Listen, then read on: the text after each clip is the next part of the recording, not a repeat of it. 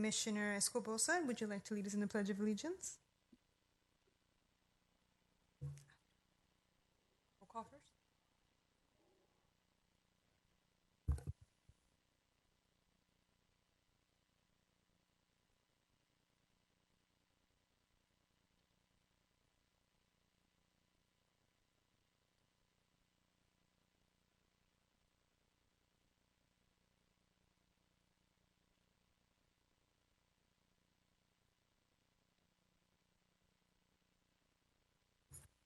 Thank you very much.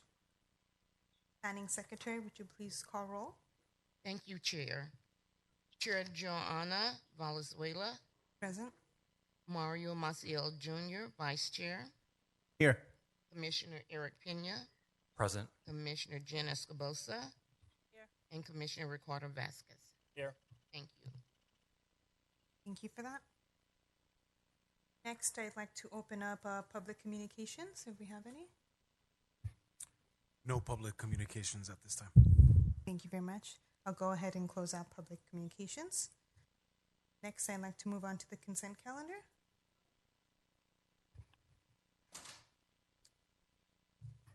First consent action is the action minutes from April 27, 2022. I get a motion. Madam Chair, I'll move to approve the minutes. Perfect, thank you, and I'll second that.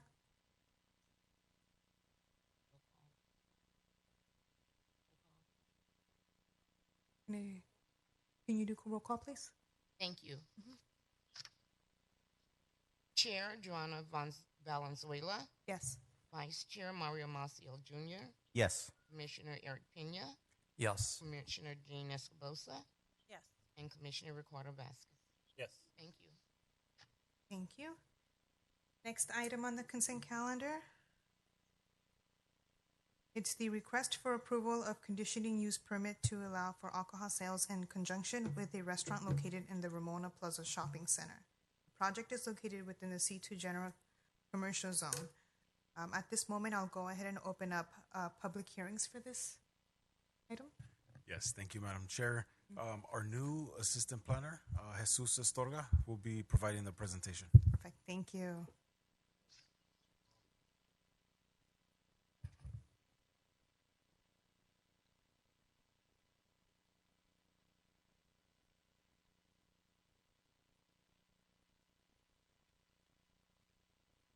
Can you hear me? Okay, great. Let's go ahead and get started. So, good evening, Chair Valenzuela, Vice Chair Maciel Jr., and honorable members of the Planning Commission. Before you is a conditional use permit application requesting the approval to allow alcohol sales in conjunction with an existing restaurant within the C2 General Commercial Zone. Next slide, please. On June 13th, 2022, the Planning Division received the aforementioned conditional use permit application from Elizabeth Perez for Mi Lindo, Oaxaca. The subject restaurant, which is approximately 1,050 square feet in floor area, is located within the existing 5,449 square foot, one-story multi-tenant building. There are a total of 4 tenant spaces within the existing building, including the subject restaurant. The existing restaurant is located on the northeast corner of the shopping center. Next slide, please. As mentioned, the project site is located within the C2 General Commercial Zone and is designated as General Commercial in the City of Baldwin Park's general plan. The existing restaurant use is consistent with the city's general plan and zoning code requirements. Next slide, please. The applicant has operated in the City of Baldwin Park since July 12, 2018, and serves authentic Oaxacan cuisine that includes a variety of breakfast, lunch, and dinner items, as shown on the current slide. Staff would also like to note that the restaurant Mi Lindo, Oaxaca has been participating in the downtown street market as a vendor. Next slide, please. The applicant is requesting a Type 41 alcohol license to allow for the sale of beer and wine in conjunction with an existing restaurant or eating place as defined by the State Department of Alcohol Beverage Control, referred to as ABC. The applicant is not proposing any tenant or building improvements within the existing 1,050 square foot restaurant space, which consists of a dining room, service counter, kitchen, prep room, and restroom. Next slide, please. The subject restaurant is located within Census Tract 4048.05, which is authorized to have 2 on-sale licenses and 1 off-sale license per ABC. Pictured on the current slide is a proximity map that shows the location of the 3 existing on-sale alcohol licenses relative to the project site. So on the current slide, the subject property is the Yellow Star, and the restaurants that have existing Type 41 on-sale alcohol licenses are the other colored stars. Currently, the number of on-sale licenses active within the census tract is considered to be overconcentrated. However, it is staff's opinion that allowing an additional on-sale alcohol license will not create any adverse impacts for the surrounding community, as the property will continue to operate as a bona fide restaurant as it has done so historically. Next slide, please. Therefore, or to conclude, staff recommends that the Planning Commission approve Resolution PC 22-06 to approve CUP 22-03. Next slide. And both planning staff and the project applicant are available for any questions or comments regarding the project. This concludes my presentation. Thank you for your time. Thank you. Okay. At this moment, I'll go ahead and open up any hearing, public hearings for the matter. Anybody in favor of the matter? Anybody opposed? No, at this moment, I'll go ahead and close out public hearing then, and I'll open up communications to my commissioners. Any questions or concerns? I have a quick question. Can you please review again how many on-site licenses versus how many off-site licenses are allowed in that tract? Yeah, of course. So the census tract is authorized to have 2 on-sale or on-site licenses and only 1 off-sale or off-site license.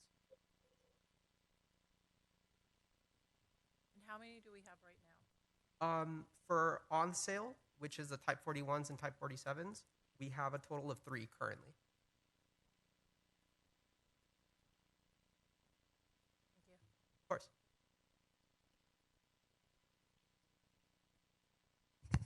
I have a question. You had mentioned that there is no construction being done, correct? Yes, there are no plans to make any tenant improvements as a part of this application. You mentioned that there's a restroom in the restaurant. Yes. Okay. So I've been to the restaurant, good food, but when I have requested the restroom use, there is no restroom inside. We can go to the floor plan on the presentation so you can see where the restroom's located. The restroom is located to the rear next to the kitchen area.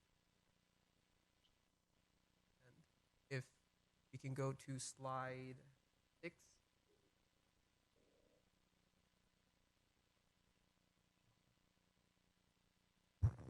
You can see on the top rightmost portion of the plan.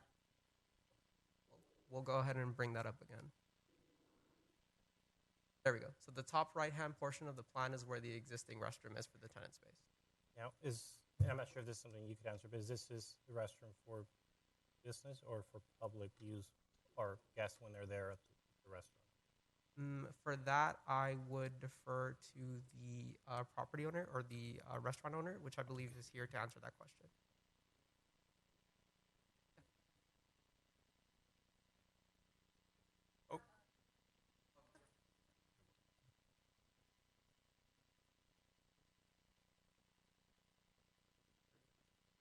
Good afternoon. Good My name afternoon. is Elizabeth Perez. I'm the owner of the business of Melinda, Oaxaca. We have a restroom.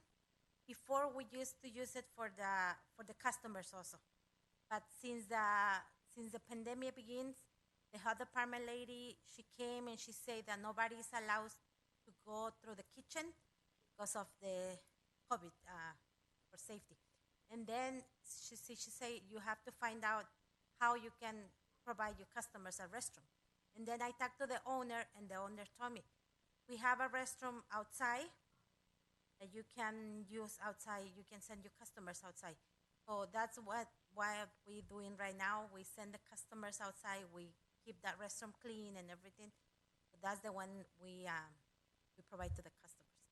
because of the health department. They say that nobody can go to through the kitchen. Got it. If they use that restroom that we have inside, they have to go through the kitchen. Okay. That's why. Got it. Thank you Thank for you. clarifying. And the Thank reason my question was because there's nothing being built, and when I've been there, there was no restroom. So, but Yeah. thank you for clarifying my question. Sorry, thank you. Sure. Actually, I have an additional question for the applicant. Ma'am? Sure. So I know one of the questions I had is that I know prevention for intoxication. So I understand that there is sort of a last call, but I think as far as in any restaurant, I think there's always sort of the opportunity for disturbance to the peace or perhaps sort of a DUI or anything like that. So wanted to just sort of check, aside from sort of having a last call, do you have any other sort of mechanisms to prevent patrons from perhaps drinking a little too much or? I'm sorry.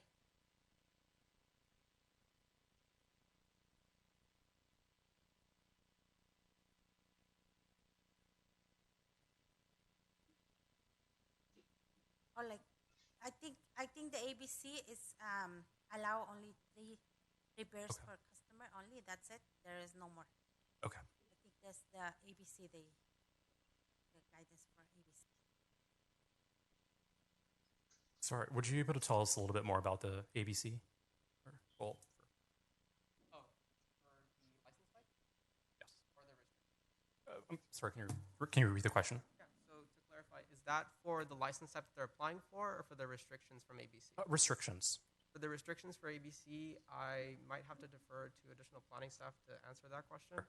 As far as any restrictions on the number of beverages, is that what your question is? So the applicant had indicated that they're restricted to 3 alcoholic drinks maximum. Okay. The other thing too is a reminder in the conditions of approval are required per ABC to provide taxi information available if needed, but it needs to be provided at the restaurant.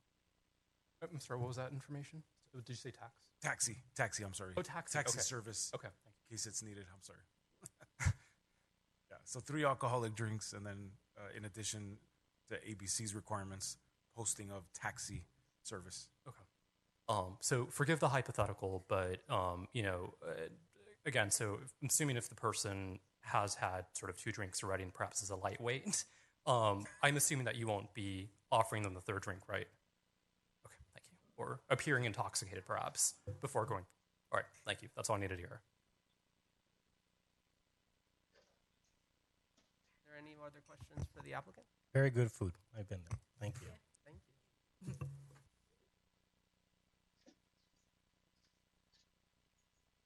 Alrighty. Anything else, commissioners? Okay, perfect. So at this moment, I'll go ahead and move forward for. Anybody want a second or motion the approval? Motion? And I'll second. Can we do roll call, please? Chair John Valenzuela, Yes. Vice Chair Mario Maciel Jr., Yes. Commissioner Eric Pena, Yes. Commissioner Jean Escobosa, Yes. and Commissioner Ricardo Vasquez. Yes. Thank you. Alrighty. Now we're going to go ahead and move on to the 3rd item on the calendar.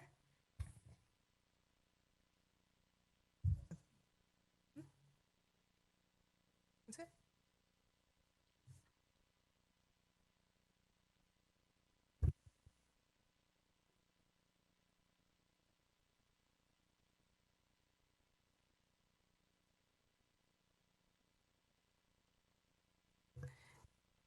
So let's go ahead and move on to the 3rd item. Okay. Thank you, Madam Chair. You're welcome. Associate Planner Melissa Chipris will be providing the presentation.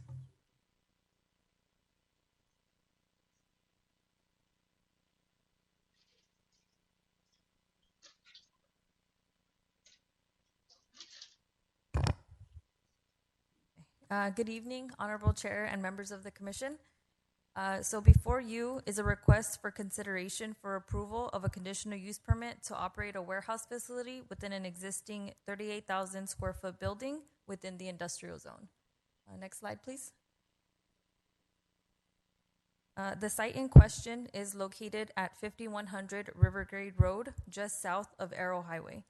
Overall, the subject property is approximately 84,250 square feet and is rectangular in shape and is currently developed with a 38,000 square foot industrial building. Next slide, please. The surrounding zone designations consist of industrial to the south, east, west, and north. Approximately 33,400 square feet of building area will be used by the applicant for the warehousing use. Next slide, please. The applicant is proposing to use 33,400 square feet of building area for the warehousing and distribution of canned, frozen, and dried food products, products that include dried noodles, candy, and tea. The applicant is not proposing to make any tenant improvements, exterior modifications, or alterations to the building. The hours of operation will consist of Monday through Friday between 9 a.m. to 5 p.m. And the applicant has also indicated that the proposed distribution warehouse facility will operate 2 trucks to distribute their products. And these trucks will distribute product once a day for 5 days a week. With similar industrial commercial uses surrounding the subject property, staff believes that there will not be an adverse impact to any of the adjacent properties as a result of the proposed warehouse facility. Next slide, please. And staff also did not receive any letters or emails of concern regarding the proposed conditional use permit. And so to conclude, staff does recommend that the Planning Commission approve Resolution PC 22-07, approving CP 22-07. And staff is available to answer any questions for the commission, and the applicant is also present for any questions. Thank you. Thank you.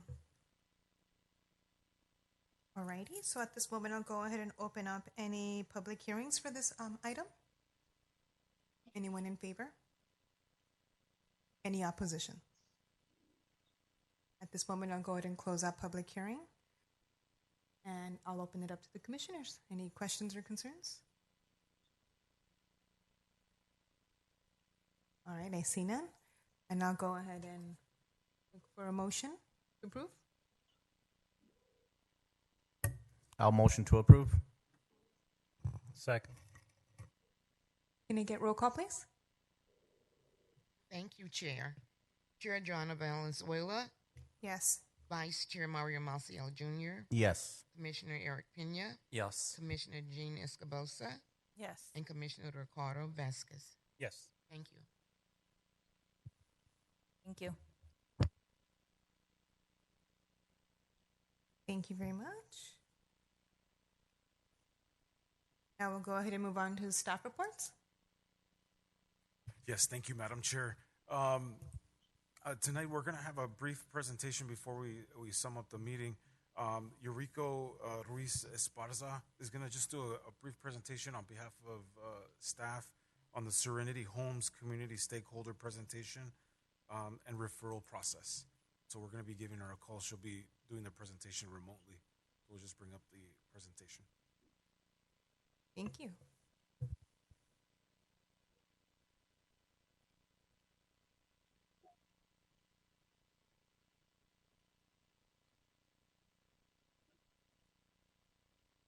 Eurico, this is Esther. Are you ready to present?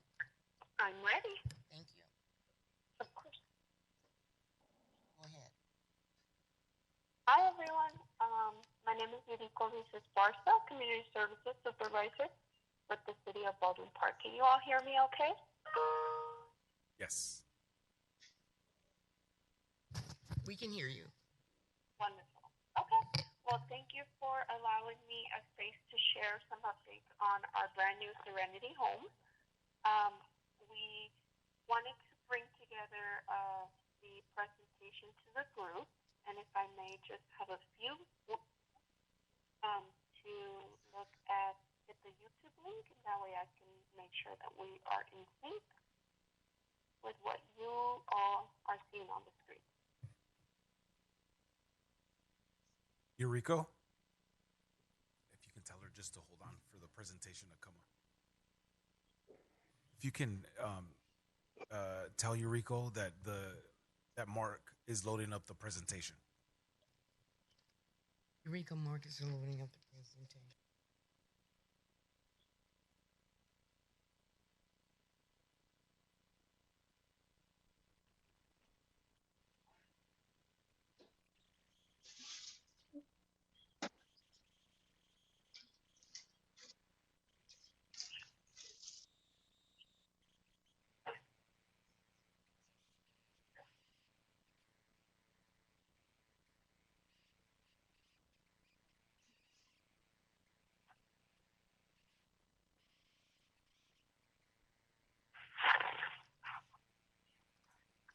Okay, the presentation is now ready.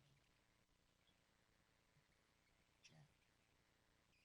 Hello, everyone. Once again, my name is Yuriko Rizos-Barza, Community Services Supervisor with the City of Baldwin Park, and it's my pleasure to join you all tonight to share a bit about our upcoming project in the City of Baldwin Park, the Serenity Homes project with the city's with the City of Baldwin Park Regional Housing Trust and the San Gabriel Valley Council of Governments, and also in collaboration with LASA. Next slide, please.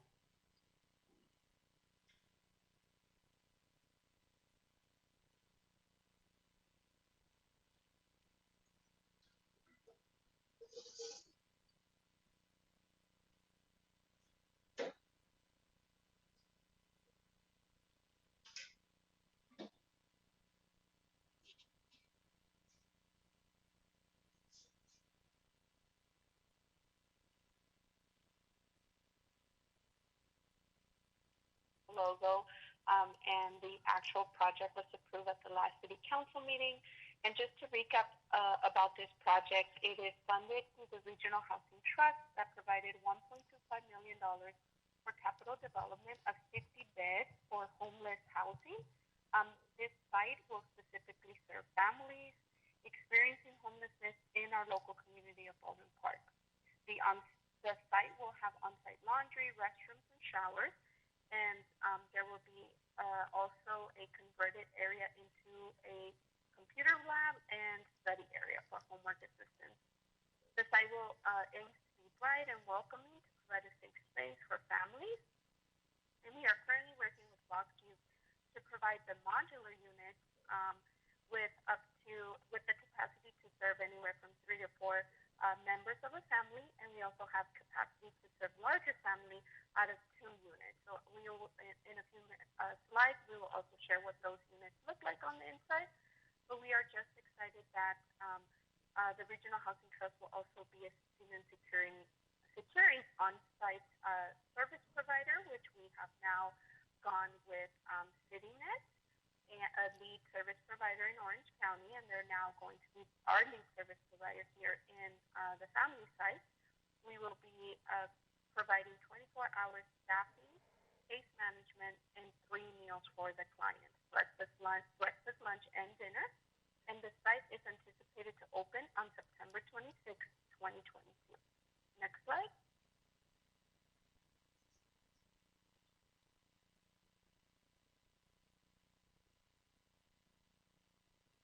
Because we are funded with LASA's interim housing guidelines, we are really excited to share this opportunity with local families that are currently experiencing homelessness. We did want to bring up the different definitions around homelessness. We will, for the site, we are required to only accept the families that are currently experiencing homelessness. So that is someone who's living in a makeshift shelter, perhaps at an emergency shelter around the community, in their vehicle. It does not qualify families that under the McKinney-Veiga Act, and that's basically anyone who's bunking or living in a garage, somewhere that's probably not their full, like, kind of single residence home or apartment, but that they are sheltered. So the local preference model is allowed, and we want to encourage the outreach to local families because we will know that will be key to ensure that the site is actually occupied by local families experiencing homelessness. Also, in our next slide, we will go into our housing first model, but we also wanted to share that this site will also is free to serve undocumented families, which will also be eligible for this housing priority. Next slide.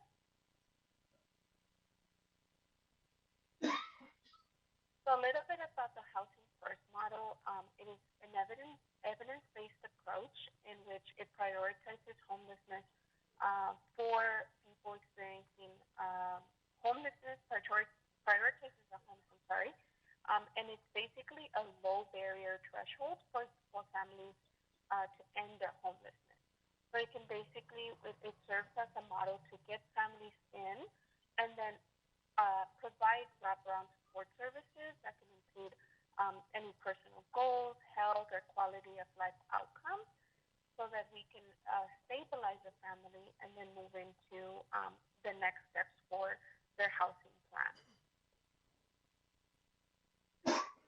The next slide also just shows a bit of how Housing First works. Basically, we meet the client wherever they're at in their experience with homelessness.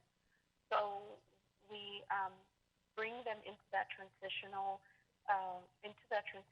site, and then we provide the services at the site until they're permanently placed or exited from our project into more stable housing.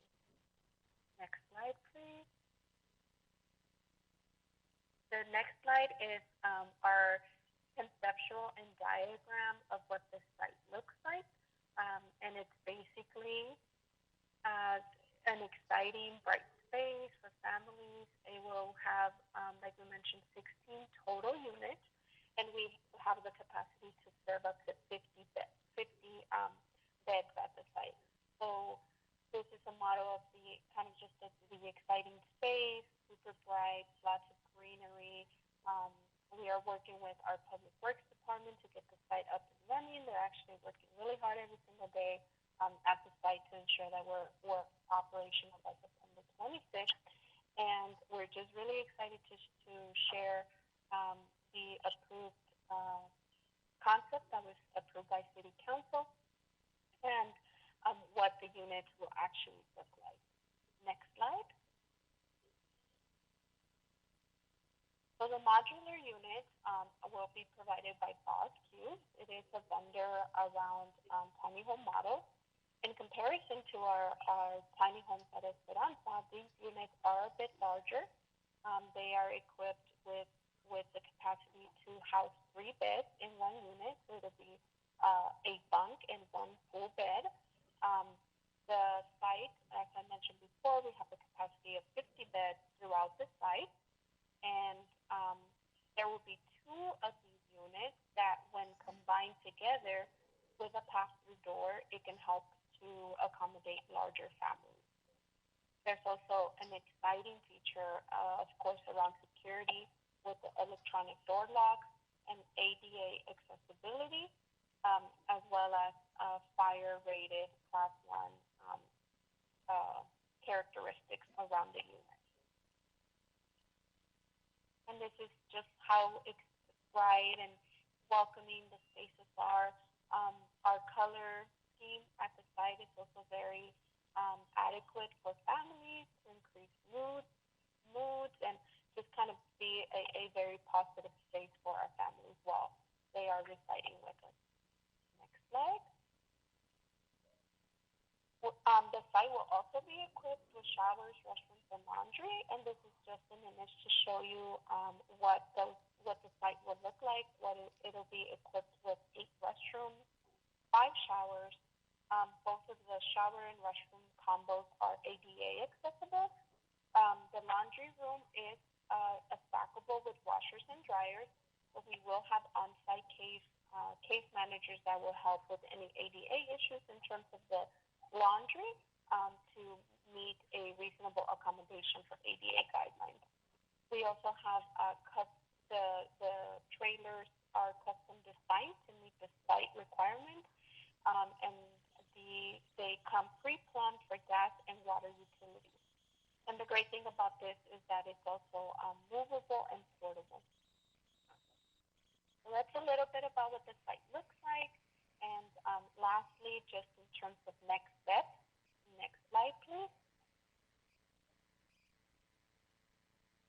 In terms of next steps, we really wanted to bring an update of the project and share with you what our community engagement process will be, this meeting being one of them.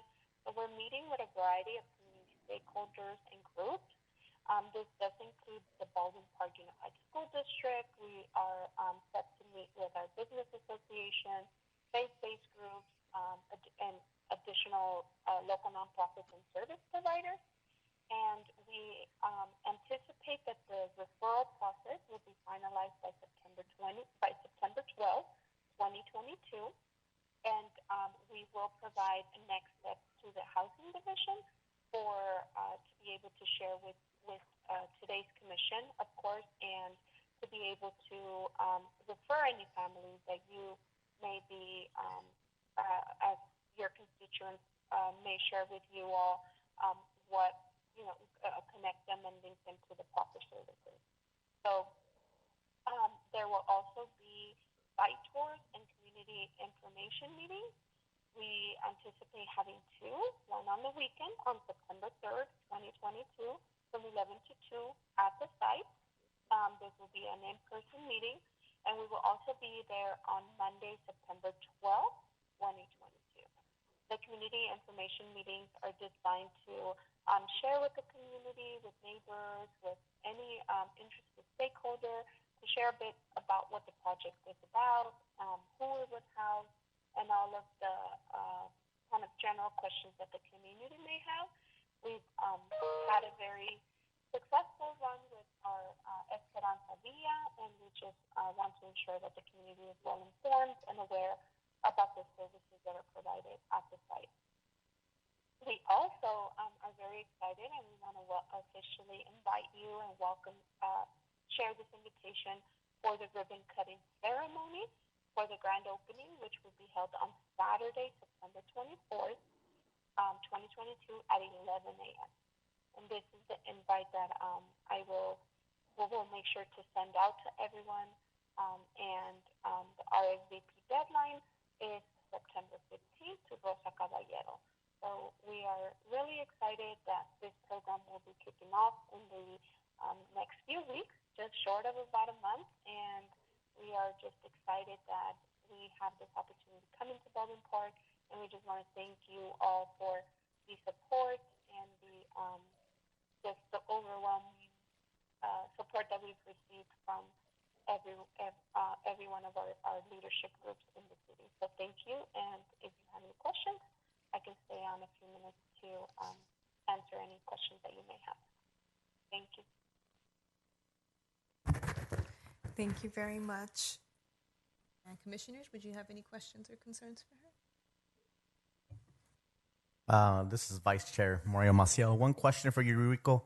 Awesome project that we're putting into effect. Thank you. And if you have any questions, I can stay on a few minutes to answer any.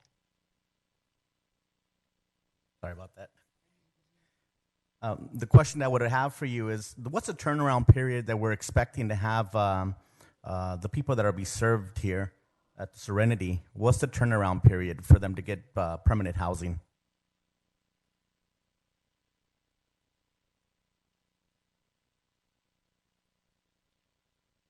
You able to hear the question? What is the turnaround time to secure permanent housing? It's from Commissioner Maciel. The current wait time for permanent housing is the goal is about 90 days.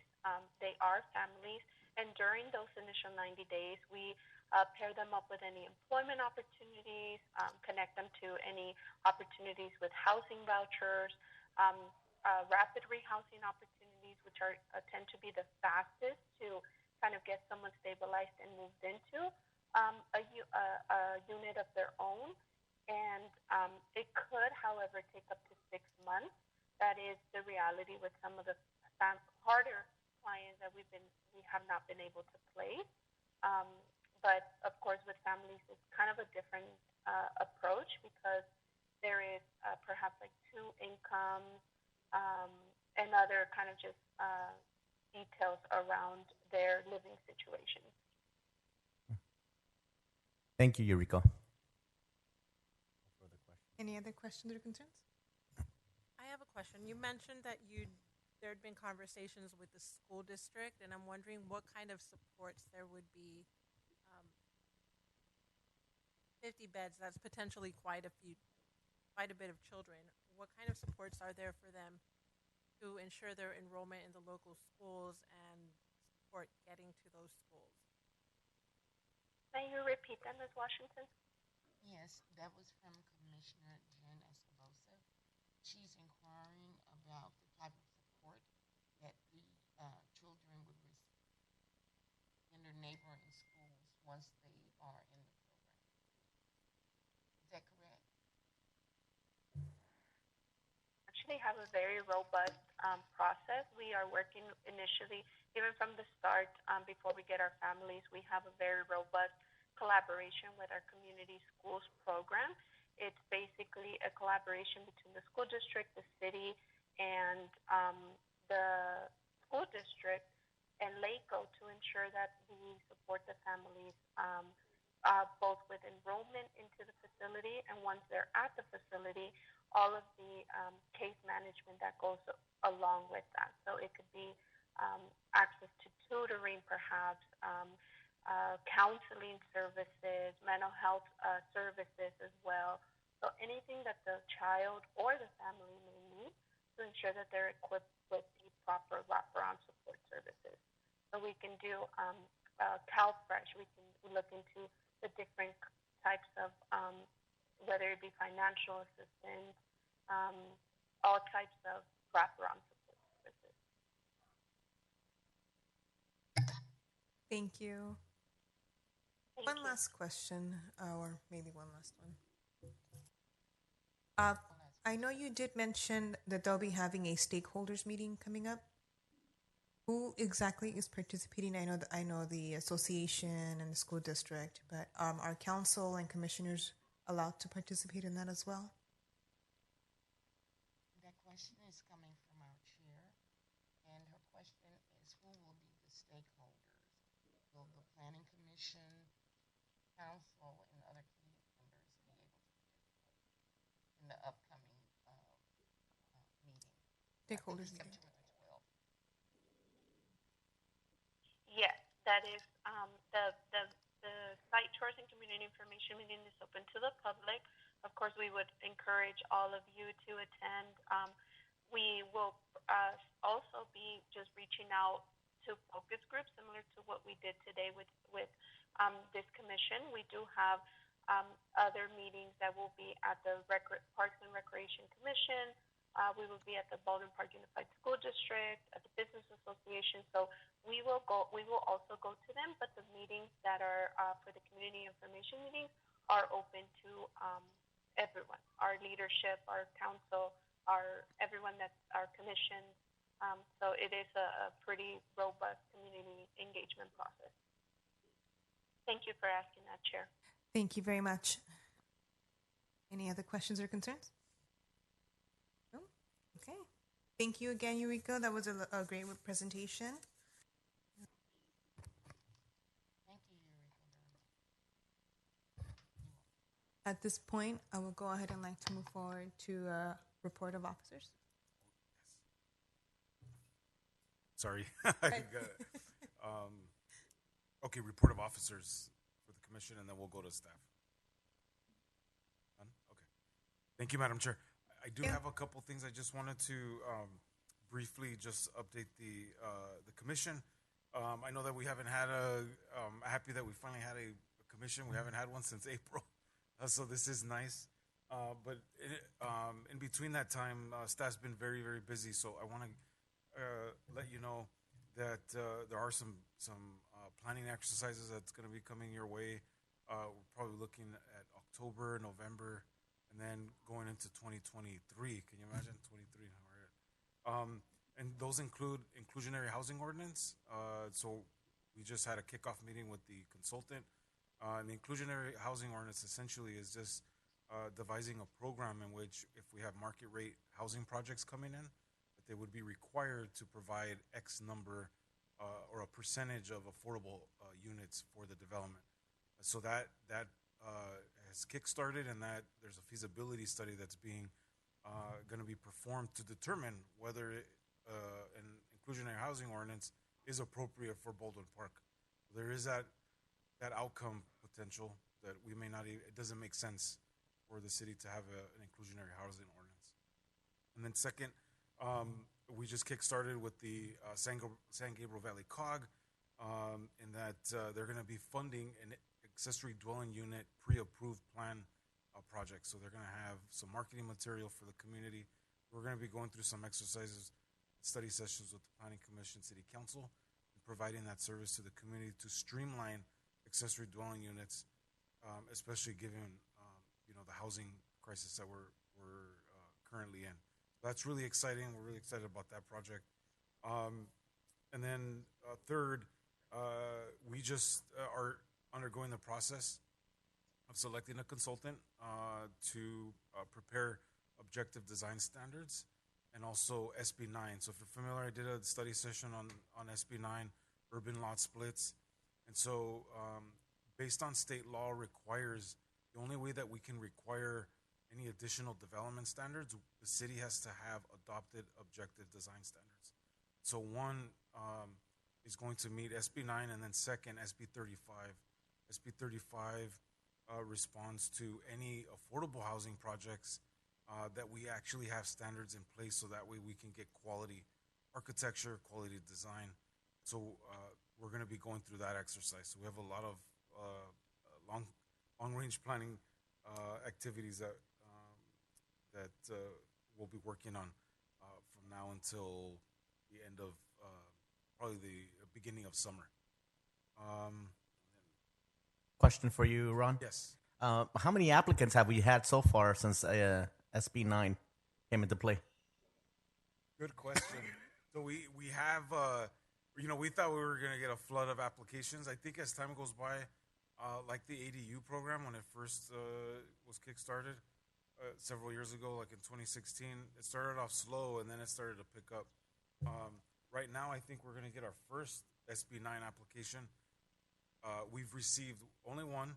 We've received a lot of inquiries, a lot of draft plans, and going over with property owners alternatives, because it's kind of like a jigsaw puzzle. You got to figure out where you put the unit, whether you're going to attach it or it's going to be separate, or you're going to subdivide the lot. So many iterations that we've gone through, but we've had a lot of inquiries. But we're going to be getting in our first one soon. And then lastly, I want to officially introduce our new assistant planner. So we've been down a planner, Mr. Jesus Estorga. We're really happy that we were able to steal him from Burbank. And he's a Baldwin Park product, gone to the school, Baldwin Park, Sierra Vista High School. And this is our second. I got to tell you, if we don't remember, Melissa is also a Baldwin Park. So how that happened, I don't know. But, Sierra Vista as well? But they're just absolutely amazing. That I'm outnumbered. We're really happy to have Jesus on board, and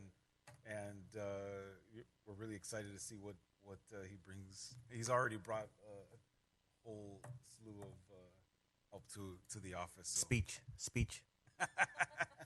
Speech. We want to welcome Jesus. So Welcome aboard, Jesus. Pleasure to have you, man. And it's beautiful to actually have, our alumni coming back to Baldwin Park and really giving it all they have. That's very awesome. I love that. Welcome aboard. Welcome aboard, everybody. And then Ron, congrats to you. I know. You have to share your news, too. And, and you're doing a great job in all your work you're doing. Thank you. With your staff. Thank you, Commissioner. I'm humbled. I'm honored that I get to now contribute in the capacity as the Director of Community Development. So I'm really excited. My heart's in it. and we have a lot of work to do. But I'm super excited. Everybody's been just positive and very supportive. So I'm really looking forward to all of those efforts. Congratulations. Congratulations on your appointment. Yeah, thank you so much. And also an update there is tomorrow. Actually, we're going to be doing our first review of the city planner position. So our first review of applications is tomorrow, and hopefully we get a city planner on board pretty soon. So yeah. And I'm not going anywhere, so don't worry. Don't leave yet. Well, congratulations, everybody. Welcome on board, and congratulations, Ron, again. Thank you. Any other reports? Commissioners, any questions, comments? All right, then. At this moment, I would like to go ahead and move to adjourn today's meeting. I'll second it. And it's 7:49 p.m. Can we do roll call, please? Thank you, Chair. Chair Joanna Valenzuela, Yes. Vice Chair Mario Maciel Jr., Yes. Commissioner Eric Pena, Yes. Commissioner Jean Escobosa, Yes. and Commissioner Ricardo Vasquez. Yes. Thank you. Thank you very much. Good night, everybody. Madam Chair, before we close out, I'm sorry? Madam Chair, this is Steve Roberts of FOIA. Yes, hi. I just wanted to apologize for not being there in person today. I was stuck in Long Beach tonight. And I prefer to be at meetings in person, and I certainly will in the future. I didn't have much to say tonight because it was a very well done meeting, but I did want to say I apologize for not being there in person. It's all good. Thank you very much. We'll see you at the next meeting. You're excused this time, Council. Thank you. You're welcome. Good night, everybody. Thank you.